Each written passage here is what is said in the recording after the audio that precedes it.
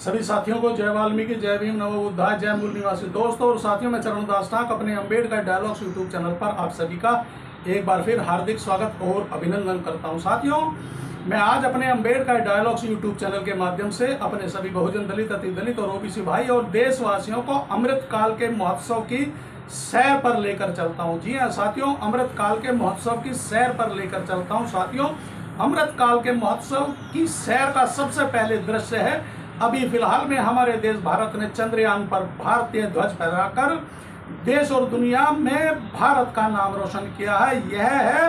यह है भारत के अमृत काल महोत्सव की सैर का पहला हिस्सा। साथियों, अमृत काल के महोत्सव का दूसरा हिस्सा है हमारे देश भारत में सभी देशों के मुकाबले सबसे बड़ी बड़ी मूर्तियां हमारे देश भारत में। यह भी एक अमृत काल महोत्सव की सैर का हिस्सा है। साथियों, इसके बाद जो मैं आपको अमृत काल महोत्सव के तीसरी झांकी दिखाता हूं और झलक दिखाता हूं, वह है कि आज भी हमारे देश में 70% से अधिक लोग जो 5 किलो गेहूं और 1 किलो चीनी पर अपना जीवन यापन कर रहे हैं और सरकार की ओर देखते हैं। यह भी हमारे भारत देश के अमृत काल के महोत्सव का एक हिस्सा, एक झलक और एक झांकी है। साथियों, अब मैं आप लोगों को एक झांकी और अद्भुत दिखाता हूं कि हमारा देश भारत वह महान देश है जहां पर सबसे बड़े मेले और धार्मिक कार्यक्रमों का आयोजन होता है। बस केवल लिखने पढ़ने के लिए हमारे देश भारतवासी अमेरिका और अन्य विदेशों में जाते हैं। और साथियों, अब जो मैं अपने सभी साथियों और देशवासियों को अमृत काल महोत्सव की एक अनोखी और अद्भुत सैर की झलकी और झांकी दिखाने जा रहा हूं। साथियों, वह झांकी है कि आज आजादी के 75 साल बाद भी जब आजादी का 75वां अमृत काल महोत्सव मनाया जा रहा है, जब आजादी के 75वें अमृत काल महोत्सव में हमारे देश भारत ने चंद्रयान पर भारतीय ध्वज फैलाकर देश और दुनिया को भारत की ताकत और भारत की आन बान और शान का परिचय दिया। वहीं आज भी मेरा दलित और अति दलित और बहुजन भाई जिंदा अमृत काल महोत्सव के कुंड में जिंदा उतरने को मजबूर है। जी हाँ साथियों, अब मैं आपको इस अमृत काल महोत्सव की आखिरी झांकी से रूबरू कराता हूँ। साथियों, यह अमृत काल महोत्सव का जो अमृत कुंड है, यह है सीवर गटर, जिसमें आज भी मेरा दलित, अति दलित और बहुजन भाई जिंदा उतरता है और डुबकी लगाता है। क्या आजादी के 75 वर्ष का अमृत काल महोत्सव यह है जब हमारे देश भारत ने इतनी तरक्की की है कि आज चंद्रयान पे भी अपना ध्वज लहरा दिया है।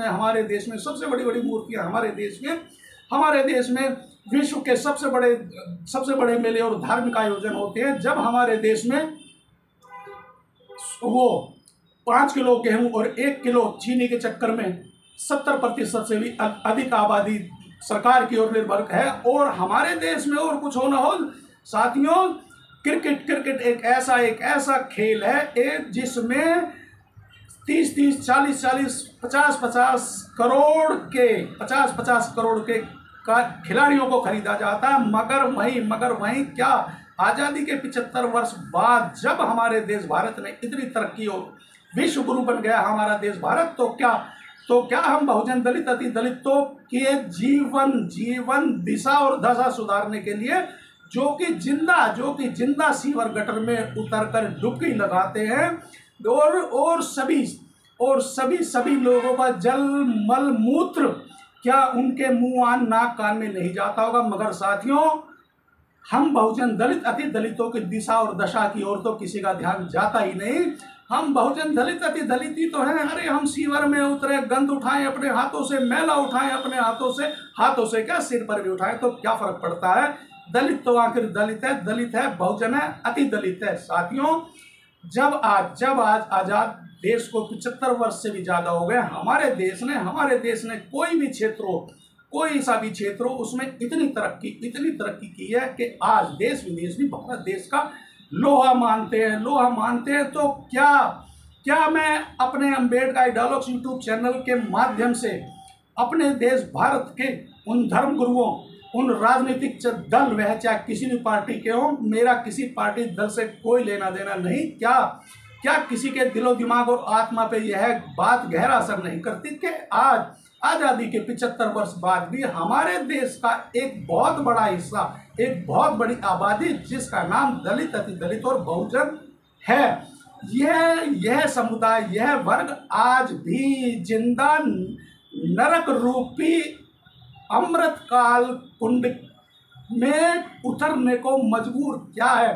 क्या बनाए हैं इन दलित बहुजन अति दलितों को सेफ्टी टैंक या सीवर में उतरने के लिए? क्या इनके लिए नए नए उपकरण, क्या नए नए आयाम खोजे नहीं जा सकते? जब आज हम टेक्निकल की दुनिया में भी भारत ने, आज हमारे देश में जहाज भी बनते हैं, हमारे देश में A to Z आज ऐसा कोई भी कारखाना नहीं है जो हमारे भारत देश में नहीं है। तो क्या हम बहुजन दलित अति दलितों के जीर्णोद्वार के लिए जो अमृत काल का कुंड रूपी नरक सीवर और टैंक है, क्या उसकी सफाई करने के लिए उपकरण या नए नए आयाम हम लोग आज तक भी नहीं खोज पाए? या नहीं खोज पाए तो क्यों नहीं खोज पाए, और क्यों नहीं खोज पाए तो क्यों नहीं खोजने का प्रयास कर रहे हैं? जी हाँ साथियों, प्रयास कर रहे हैं। तो साथियों, यह है मेरा आज का आज़ादी के अमृत काल